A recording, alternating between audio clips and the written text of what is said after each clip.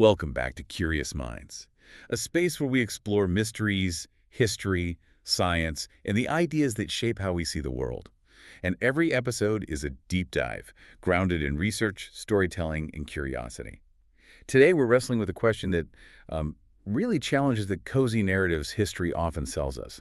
We've all been taught the standard story of imperial decline, Right. Great powers rise, they expand, they overreach. and eventually they fall, usually at the hands of some stronger external rival. But what if the cause of decline isn't external at all? What if empires don't just collapse because of their enemies? What if they collapse slowly, quietly, under the immense, crushing weight of what they did to others?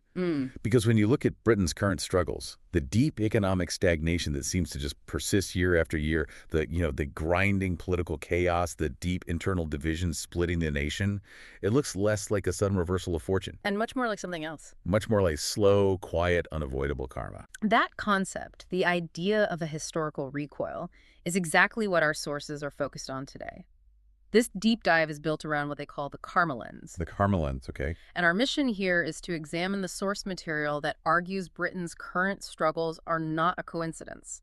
They see it as a direct continuity linked to the structural methods of the British Empire. And just to be clear, this isn't framed as a moral lecture. Not at all. It's presented as an intellectual framework for diagnosing what they see as fundamental flaws in the nation's economic and political architecture. To really get into this, we need to be very clear about what these sources mean by karma. It's a word that gets misunderstood in the West, often as like simple cosmic revenge or something. Exactly. We need to shed that simplistic framing entirely. In classical Indian thought, karma is not divine punishment. It is fundamentally consequence. Consequence. Think of it like momentum. Every action, good or ill, creates an energy that has to be resolved eventually. And if that action is left unresolved, the consequence doesn't just vanish. It just arrives later. It arrives later, often generations later, inherited by those who follow. A nation, just like an individual, inherits the results of its own foundational, unresolved actions. So if the British Empire was creating momentum for centuries, what kind of momentum are we talking about here? What was the dominant national behavior according to these sources? The sources argue that the defining momentum of the empire relied on three core, repeatable principles that they applied across continents. Okay. First, aggressive extraction. Second, intentional division.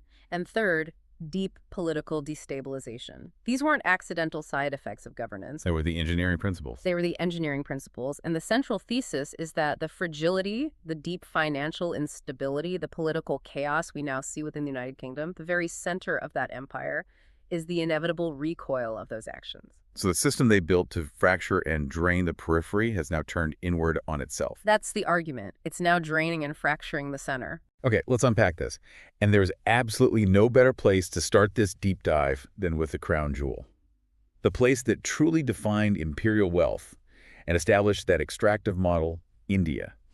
This wasn't a side chapter in British history, was it? Not even close. It was the core case study for the entire operation. And this is where we have to be uncompromisingly direct about the sheer scale of it all. You mean it wasn't just a colony? It was Britain's most profitable asset, period. The sources contend that any accounting of modern British affluence, the wealth that built the cities, the infrastructure, the Industrial Revolution, that doesn't place India front and center is, well, it's just historically dishonest. And the scale of that wealth drain. The sources give a figure that's almost hard to believe. It's almost impossible to comprehend, actually. We have to talk about that figure because it's so central to this argument of karmic scale. We are talking about an estimated $45 trillion stolen from India over roughly 200 years of colonial rule. You have to force yourself to just pause and try to contextualize $45 trillion. I mean, how do you even do that? Well, the source emphasizes the magnitude by pointing out that this is more money than the combined current GDP of the United States and China today. Wait, say that again? More than America and China's economies combined? Combined right now. So we are not talking about simple trade deficits or, minor customs duties. This was the wholesale, systematic siphoning of a civilization's entire wealth and productive capacity over 8 generations. It is wealth extraction on a scale that boggles the mind. But the key question for you, the listener, is how did they do it? How do you systematically drain $45 trillion? The sources have to detail the mechanics of this, right? It's not just plunder. Absolutely. The theft was engineered through very sophisticated institutional mechanisms. It wasn't just soldiers kicking down doors. It was primarily about manipulating currency and trade systems. Okay, so how did that work? One of the crucial mechanisms was the forced link between the Indian rupee and the British sterling. India was compelled to pay for its own administration through something called home charges. Home charges. Right. And these had to be paid in pounds sterling. This essentially forced Indian exports to funnel massive amounts of wealth back to London. This money was then used to finance the British colonial administration, So paying for their own occupation. paying for their own occupation, for infrastructure projects that primarily benefited Britain, and most cruelly, to pay for Britain's imperial wars across the globe. Hold on, so you're saying Indian peasants and workers were essentially funding the British military interventions that were expanding the empire somewhere else? Precisely. Historians who have studied this period have meticulously documented how Indian tax revenues were used to finance wars in Afghanistan, in Burma, even expeditions to suppress rebellions in Africa. That's the ultimate cynical extraction. The source material highlights this point again and again. India paid for its own occupation, and then it paid again to expand the very empire that was draining it dry. It's a closed loop of exploitation. And this leads directly to what the sources call the dismantling of the myth of self-made prosperity. Yes. The argument here is unambiguous. Britain's Industrial Revolution and its subsequent global affluence were not funded primarily by clever domestic innovation, as the popular history suggests. The story of inventors in sheds in the Midlands. That story, according to this analysis, that was all funded by this massive, forced, extracted wealth facilitated by these engineered financial systems. Britain's prosperity from this viewpoint was never self-made. It was extracted. And beyond just siphoning off the capital, there was the active dismantling of the productive economy that already existed in India. And this is where that karmic echo becomes incredibly sharp. You see, pre-British India was a thriving, productive economic powerhouse. Historians estimate that it held around 23% of the world's GDP right before colonial domination began. 23%. Go A quarter of the world's economy. Roughly, yes. By the time the British finally exited in 1947, India's share of the world's economy had plummeted to just 4%. Wow. From 23 to 4. That is an unbelievable economic collapse. It's a systemic, calculated destruction inflicted over 2 centuries. It is, and we have to be specific about how they achieved that economic warfare. Let's do that, because the details matter. We must. Take the famous Indian textile industry. For centuries, India was the global leader in high-quality cotton and silk goods. Its products were sought after everywhere. So what happened? To protect the emerging British manufacturers in places like Lancashire, the colonial government imposed massive tariffs and duties. We're talking up to 400% on finished Indian textiles being imported into Britain. 400%. So you kill the export market. You kill it dead. Yeah. But at the same time, they imported raw Indian cotton into Britain duty-free, they processed it in British mills, and then they flooded the Indian market with cheap manufactured British goods, which faced very low tariffs. They destroyed the competition, eliminated the skilled jobs, and then forced the entire population to become both the raw material provider and the captive customer for the finished product. It was a perfect storm of colonial policy. Local economies built over millennia on craftsmanship and regional trade were intentionally dismantled. This was not a side effect of governance. It was a fundamental pillar of the entire extractive model. But the cost wasn't just economic, and this is where it gets really dark. It was profoundly human. This brings us to the ultimate moral indictment from the sources, the atrocities of the famines. The famines, especially the Bengal famine of 1943, are presented as the ultimate proof of this prioritization of profit over human life. When we talk about famine, we often think of natural disasters, like a drought or a crop failure. And the source material makes it crystal clear these were not natural disasters. They were man-made political and policy failures. During the Bengal famine, while millions of Indians were dying of starvation. And the numbers are just. The estimated death tolls are in the range of 3 million people. 3 million. And while they were starving, food and grain were actively being exported out of India. Actively exported. So they weren't just failing to divert relief supplies, they were diverting the existing food supply away from the starving. Precisely. The grain was exported to support the British war effort, or it was shipped to colonial stockpiles elsewhere. British policy, which was famously overseen by Winston Churchill at the time, prioritized the war economy and imperial needs over the lives of colonial subjects. That detail. It says everything. It does. When you read that level of systemic neglect, that prioritization of logistics over human survival, the sources argue it tells you everything you need to know about the moral compass of the colonial administration. That indifference is a core component of the karma being generated. And the physical legacy of this theft is still on display today, which the sources note as evidence of a kind of staggering arrogance. We're talking about the looted artifacts housed in British institutions. The British Museum stands as the prime example. It houses an estimated 8 million artifacts. And the sources state unequivocally that an immense number of these were stolen at gunpoint, through coercion, or under duress. And the most famous example, of course, Is the Koh-i-Noor diamond, taken from India and now sitting in the British Crown Jewels. The sources frame this as an act of extreme arrogance and shamelessness, to take treasures acquired through violence and then display them proudly as national trophies in London. it's like displaying the receipt for the theft, constantly. That's a good way to put it. So we've established the foundation. The wealth that built modern Britain was extracted on a scale comparable to the combined economies of the two largest nations on Earth today. And that system required economic destruction and mass human suffering. That is the initial momentum, the deep karma that was created. Now, here is where the karmic recoil thesis gets really interesting as we move into the internal consequences. That's a little blowback. The blowback. The sources argue that this extractive model, perfected in the colonies, is now fracturing Britain itself. An economy built entirely on siphoning wealth and concentrating it in one place never learns balance. It only knows how to do one thing. It only learns how to centralize money away from the producer, regardless of who that producer is. And that profound centralization now manifests as what the sources call the two Britons. You have London, the capital, which is absolutely flourishing, a hyper-modern, dense financial metropolis attracting global capital. And then you have the rest of Britain.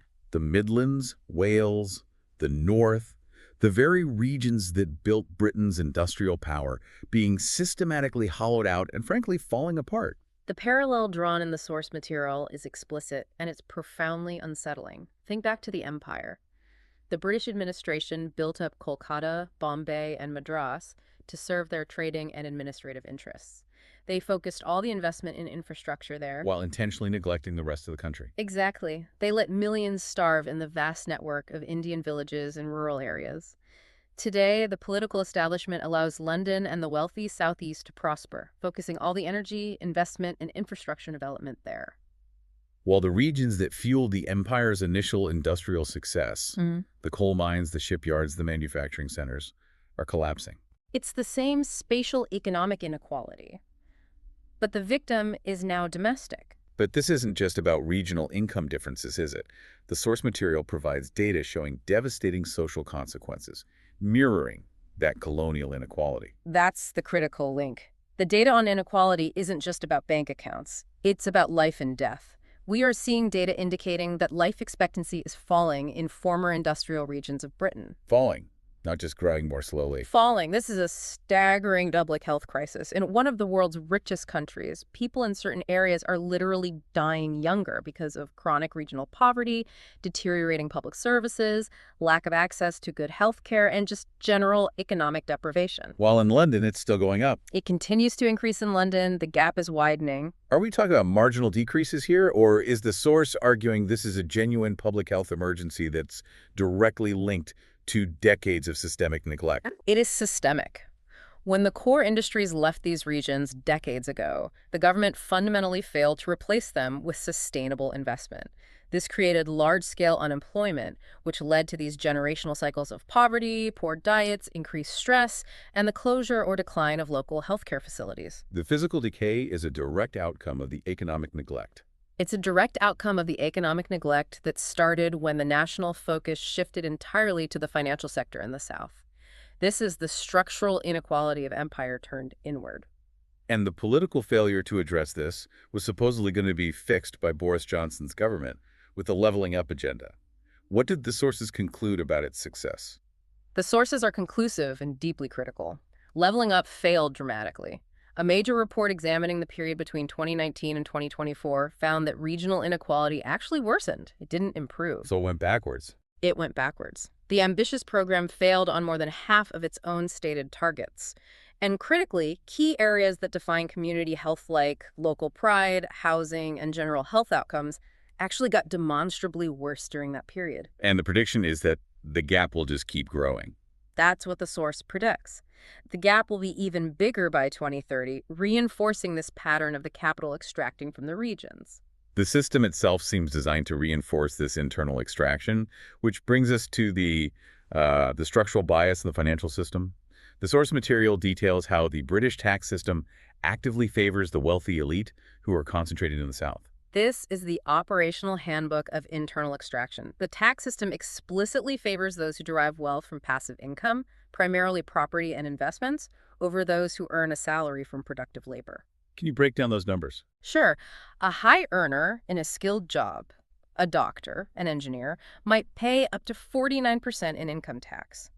However, if that same person earned the exact same amount of money from selling assets, from property speculation, or from investments, they'd pay significantly less, often only 27% in capital gains tax. Why is that difference so structurally relevant to this Two Britons thesis? Because the elite, who derive their massive wealth from financial speculation, asset ownership, and property, are overwhelmingly concentrated in London and the southeast. Right. The majority of working people in the Midlands or the North who rely on labor income are paying that much higher rate. This structural bias ensures that wealth accumulates and stays concentrated at the center, the financial district, while the regions that built the nation's productive power are penalized for generating wealth through work. It perpetuates the gap by design. And the statistics illustrating this wealth concentration are genuinely shocking. I mean, they defy common sense about distribution. They absolutely do. Look at this jaw-dropping statistic that's cited by the sources. One small 6,400-person neighborhood in London, a tiny area known for its wealth, made as much profit from property and investments in a single year as the entire cities of Liverpool, Manchester, and Newcastle combined. One neighborhood versus 3 major cities. And it gets worse. That same tiny neighborhood made more profit than the entirety of Wales. More than an entire country. That What? is the definition of a system that is hyper-concentrated. And the consequence, according to the sources, is that the UK has become one of the most economically unequal countries among all developed nations. This is the core of the karmic argument. It's the same pattern. When you build an empire by training your elites in the art of extraction, in learning how to concentrate wealth in one center while dismantling the productive capacity of the periphery, when the empire is gone, those elites simply turn that training inward. They don't switch off the extractive model, they just apply it to their own people. So if the underlying economy is fundamentally unstable because it's built on siphoning wealth rather than creating sustainable production, that instability has to show up somewhere else. It has to manifest beyond just regional inequality. Oh, it does. We have to look at how that translated into a catastrophic loss of economic authority on the world stage. Let's shift now to what the sources call economic fragility and the loss of global competence. Every strong economy needs one thing above all else: confidence. International investors need to trust that their money is safe, and global markets need to believe that a nation's political leaders, know what they're doing. And the sources pinpoint the exact moment when that image of assured British competence completely shattered. They do. It was one specific day. Black Wednesday, September 16, 1992.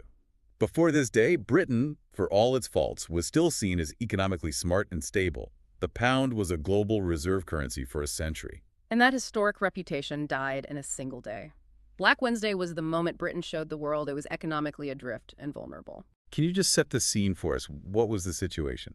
At the time, Britain had joined something called the European Exchange Rate Mechanism, or ERM. It basically linked European currencies at fixed exchange rates to stabilize trade.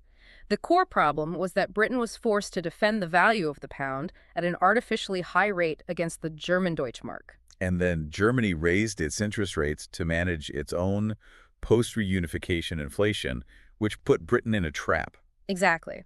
To maintain that fixed exchange rate, Britain was forced to defend the pound against massive speculative selling, most famously led by George Soros, by just draining its currency reserves. And the Bank of England showed desperate panic that day. They were trying to fight basic economic reality. Detail that desperation, because that's the moment global confidence was lost. It was frantic. They spent billions trying to artificially prop up the pound. In one single chaotic day, they raised the base interest rates from 10% to 12%. Which is already a huge shock to the system. A massive shock. But then, later that same afternoon, they announced another emergency hike to 15%. 15% interest rates. Imagine the immediate shock to British businesses, to mortgage holders, to every single person with a loan. It was a national economic paralysis. And then, just hours later, they had to immediately reverse course, admit total defeat, and withdraw the pound from the ERM. They were broken. The immediate loss in the reserves was bad enough, but the long-term damage to Britain's image of competence was just devastating. It was irreparable. Britain showed the entire world, the markets, the investors, the global powers, that it had no idea how to manage its own currency or its own economy. The image of the system that supposedly knew how to run an empire and teach others about economics just shattered completely. And the sources argue that this was the start of a pattern. It began a sequence of stumbles. Since that embarrassing day, Britain has lurched from one major crisis to another. The chaotic handling of the 2008 global financial crisis, the European debt crisis, the deep, ongoing chaos of Brexit, and now the constant churn of prime ministers. They change so fast that foreign capitals can barely keep track of who they're supposed to be dealing with. And the result of all that political and economic instability is predictable. Smart money leaves the country. Of course. No long-term investor wants to put significant capital into a country that changes its economic and political direction every few months. Smart businesses are relocating to more stable, reliable jurisdictions in the EU, the US, or Asia because they just can't trust that the rules won't change next year.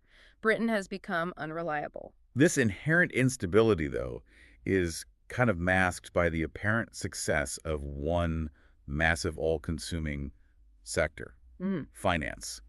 London is the world's second biggest financial center. But the sources are very keen to point out that this success is a financial trap. It is a profound, self-inflicted trap. And it's a painful karmic echo of the colonial destruction we talked about earlier. How so? London's massive financial activity, which, according to these reports, sadly includes significant amounts of shady deals, money laundering, and tax evasion, it only benefits the super-rich elite concentrated in the capital. The vast flows of money through the City of London do not actually translate into sustainable employment or economic improvement for the regular British person outside the Southeast. And this leads directly to what the source material calls the cruel joke. The cruel joke is the structural economic reality caused by this concentration of finance.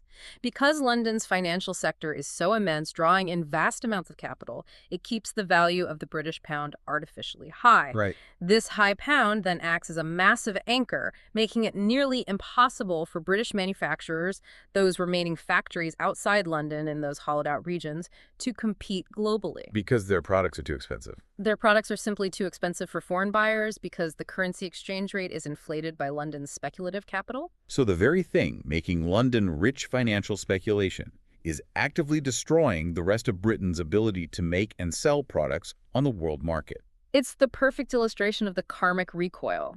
They built their empire by systematically destroying colonial industries to protect their own production, and now their own financial sector is systematically destroying their own domestic productive industries. The focus on short-term extraction always kills long-term sustainable creation. Always. This financial focus, combined with the lack of investment in productive capacity, it leads to these profound physical symptoms of decline that you just can't ignore. They're talking infrastructure decay and the loss of talent. The infrastructure is the physical manifestation of the neglect. Roads are full of potholes, railways are running on Victorian-era technology, trains are chronically delayed, public utilities are failing.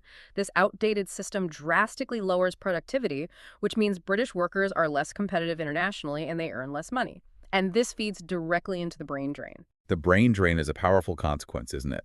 The British went abroad and extracted the best resources and talent from the colonies, and now their own best people are abandoning the home country. The irony is impossible to miss. We are seeing a measurable exodus of highly skilled professionals. Doctors, specialized engineers, high-level programmers, scientists. They're all leaving. Where are they going? They're leaving for better infrastructure, higher salaries, and better research opportunities in places like Canada, the US, Australia, and New Zealand. They're choosing countries with more reliable economies and, frankly, functional public services. So Britain gains population from developing countries who are seeking opportunity, but it loses its most talented and educated brains to better developed countries. That's the precise structural vacuum. The sources show this trend has been worsening consistently since the 2008 financial crisis. And this lack of belief in the country's future extends even to the wealthiest citizens. The sources point out the phenomenon of capital flight. Rich countries typically have a strong safety net where their own wealthy citizens invest domestically. But the gap between foreign investment leaving Britain versus coming in is the biggest it's been since the 2008 crisis. If your own wealthy citizens, the very people the system is designed to favor, don't believe in the country's future enough to invest their money there, why should anyone else? It speaks volumes about the perceived instability. It speaks to the utter lack of confidence in the center. The system is structurally extractive, socially unequal, and globally unreliable. So we have established the extractive foundation, the internal fracturing, and the resulting economic instability. But the sources argue that what prevents Britain from solving these structural problems is a profound and deep historical denial. This brings us to Section 5, the unfinished moral reckoning and the shadow of empire. And this may be the deepest challenge to recovery. The sources draw a crucial comparison here. With Germany. With Germany. Unlike Germany, which systematically confronted and atoned for the horrors of its Nazi past, with mandatory Holocaust education, banning Nazi symbols, reparations, Britain has chosen denial and historical amnesia regarding its colonialism. What does that denial look like in practice today? How is it maintained? It looks like the glorification of atrocities, or at the very least, the sanitization of history. In mainstream UK memory, the empire is still framed predominantly as civilizing, spreading democracy, or a generally benevolent force that just brought trade. And this framing systematically minimizes the reality. It systematically minimizes the violence, the plunder, and the cultural erasure that accompanied it. The most profound, horrific atrocities are often just omitted or sidelined from mainstream education curricula. We need to get specific here. What historical events does the source material highlight as being systematically minimized or ignored? Well, there's the Jallianwala Bagh massacre in 1919, where hundreds of unarmed civilians were shot dead by British Indian Army troops in Amritsar. A peaceful protest. A peaceful protest. There's the systematic creation of the Bengal famine that we already discussed, and the horrific torture of the Mau Mau rebels in Kenya in the 1950s, where detention camps and systemic abuse were used to suppress the independence movement. And the argument is these aren't exceptions. They're not exceptions. They demonstrate the brutal methods required to maintain the extractive system. By minimizing them, Britain preserves the narrative of the good empire. And the continued celebration of colonial figures provides the ultimate visible proof of this denial. Absolutely. Architects of empire, like Winston Churchill, who was personally responsible for catastrophic policies that contributed directly to the famines in India, are still celebrated as towering national heroes without any real accountability or proper historical context being provided to the general public. And the sources note how this is perceived from the outside. Yes.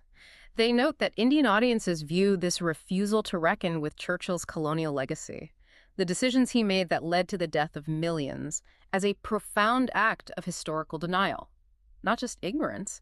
As long as the narrative remains that the empire was fundamentally good, there is no moral or intellectual incentive to change the structural problems that stem from its foundations. And this unaddressed history, this moral amnesia, it isn't just about textbooks. It informs how Britain operates on the global stage today.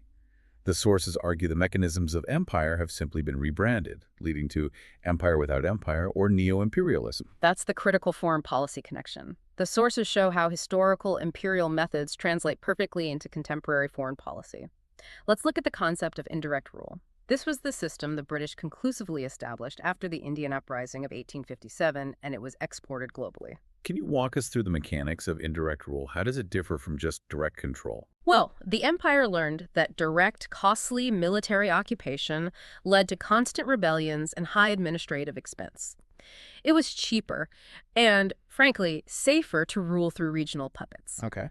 They would install a powerful figure, the resident, who answered to the empire but who governed through a local ruler or a proxy. This had a critical advantage. If there were upheavals or failures, the popular ire, the rage of the masses, would be aimed at the local puppet ruler. And not the British Empire pulling the strings in the background. The consequences were successfully outsourced. Precisely. And the sources argue this is still happening today, particularly in the Middle East.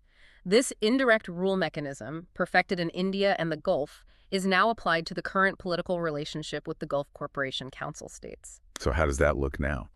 British support for proxy wars or military interventions, such as the initial interventions in Libya or involvement in Syria, echoes these indirect rule tactics.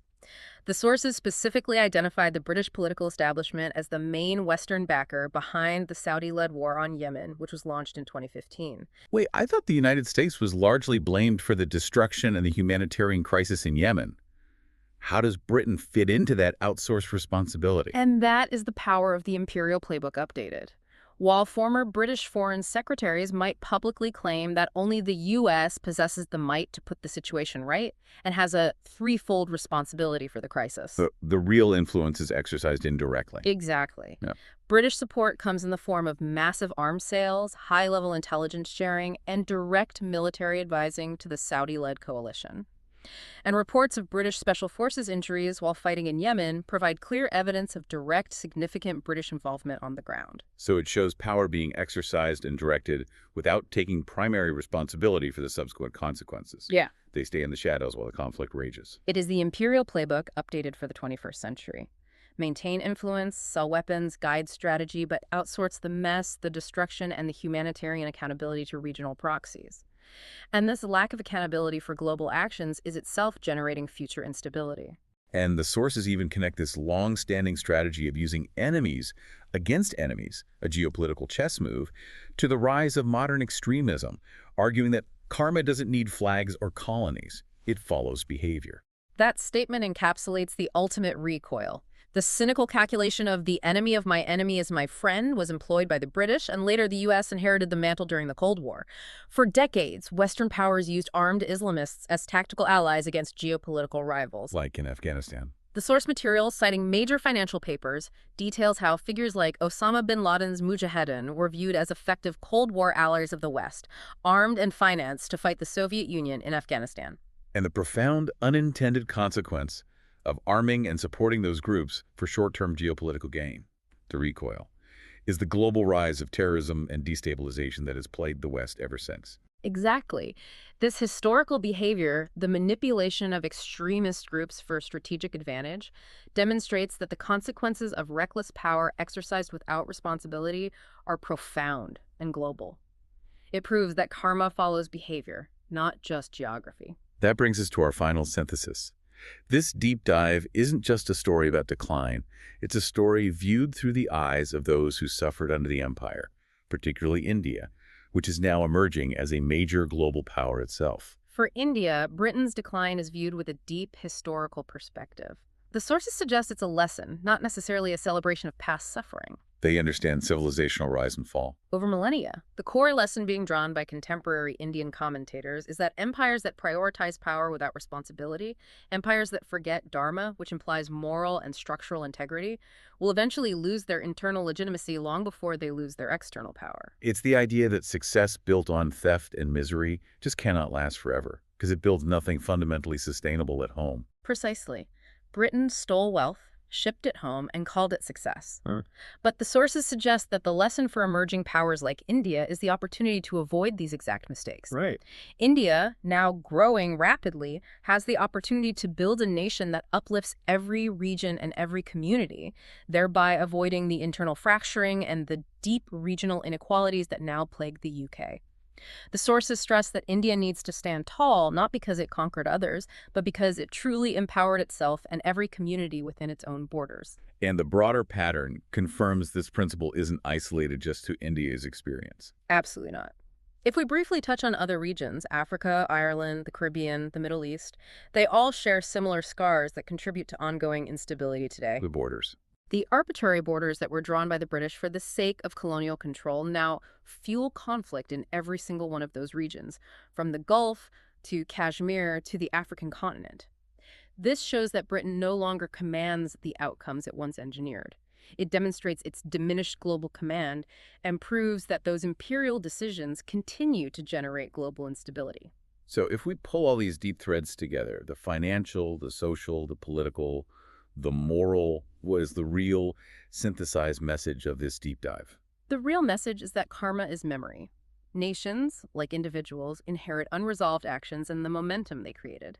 Decline is not necessarily inevitable, but denial accelerates it. Because you can't fix what you won't acknowledge. Exactly. When a nation is unable to tell itself the truth about its own foundational story, when it clings to a sanitized narrative of benevolence, it can never begin to fix the structural problems that stem from that very foundation. And the path to healing, as suggested by the source material, is painful but necessary for any structural change. Healing begins with truth, with acknowledgement, and eventually some form of reparation or reckoning, not by clinging to a comforting, self-serving nostalgia about the past.